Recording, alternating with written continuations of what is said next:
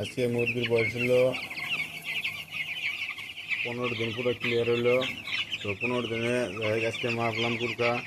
Average আমার কুরকার মানে 415 গ্রাম wait হয়েছে।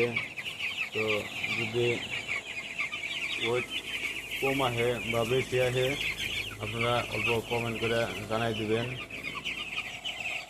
তো বাচ্চা আল্লাহ সুস্থ রাখছে। নতুন নতুন ফার্ম আমার, তো আপনারা অল্প ভালো পরামর্শ দিবেন।